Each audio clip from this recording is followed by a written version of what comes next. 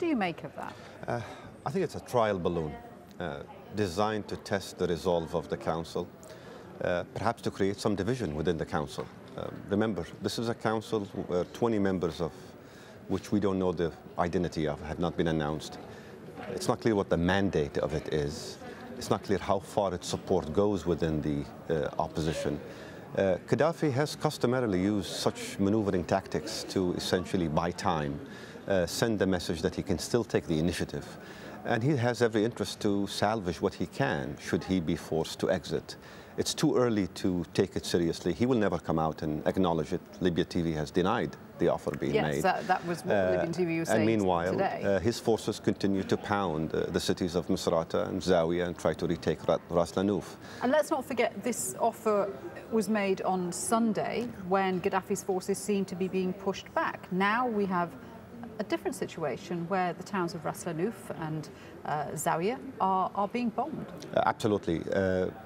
I think he's deploying both the military card, the political card. He's also appealing to the international community to consider his role as someone who's been a participant in the war against terrorism, clearly helped the Italians and the Europeans in halting the flow of illegal migration.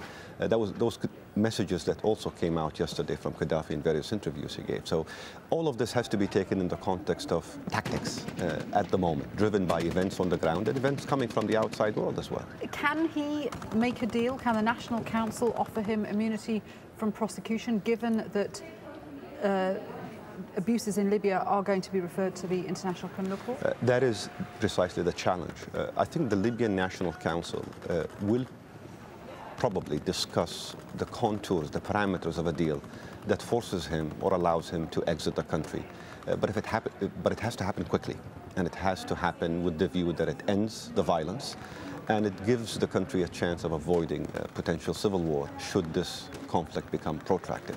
How you sell this to the UN Security Council or to the ICC eventually becomes a bigger challenge. It's not clear to me that the Libyan National Council can now make that commitment. So they might agree to the deal, but it will have to be the UN Security Council ultimately, with whom everyone will have to be involved in discussions to essentially end any referral issues to the ICC and help lift the warrants and the arrests and the freeze on assets. That's a much more complicated, and it seems to me, a future. It's too premature now to begin to discuss it.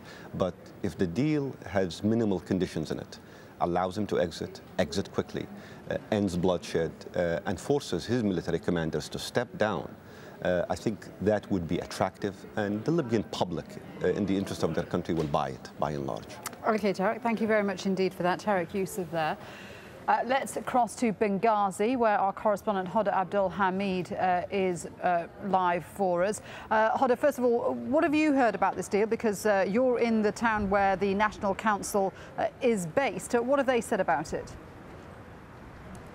Well, I spoke to some senior members of the National Council. They said that the deal indeed was put forward to them. They say that basically the deal as they see it is actually trying to find an honorable exit to Gaddafi and his family. And they say that that's a very difficult thing for them to achieve because people, victims here would be very offended if they found out that the National Council is trying to find something that would suit Gaddafi's needs, as they put it to me. Now, they say that the main preoccupation for Gaddafi and his family is that they want to have guarantees that they won't be prosecuted once they leave the country. Well, the National Council can't really give those guarantees since there is an investigation going on at the International Court, and they can't really interfere in that.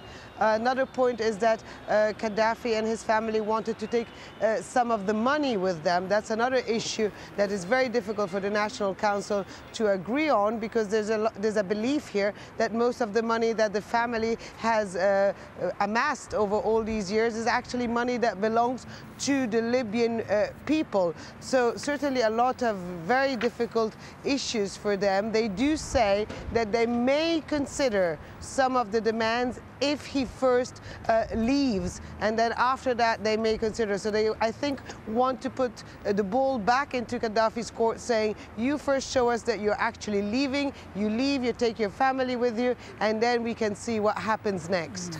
You were saying that, you know, Gaddafi leaving with a set of conditions which benefit him may not be palatable to the protesters, to the rebels who are fighting right now. But surely one of the main concerns is about ending the bloodshed.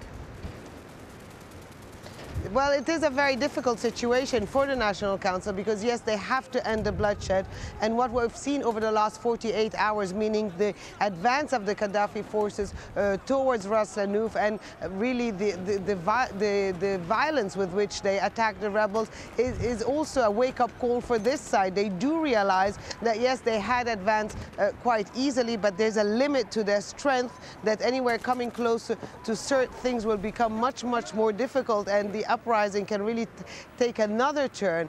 On the other hand, they do say that to be legitimate in the eyes of the Libyan people, they also have to make sure that this uprising is actually, sorry, I'll put it another way, that actually Gaddafi is pays for what he has done, or what is perceived that he has done to the Libyan people. Anyone I spoke to since I've been in this country, just having chats with people, they tell you that they want him prosecuted, that he has made so much suffering to the Libyan people that they'd rather have him here, put on trial in the country, and pay for what he's done. So for the National Council, it is a very, very difficult offer to take on if they want to also have the legitimacy later on in the eyes of the Libyan people.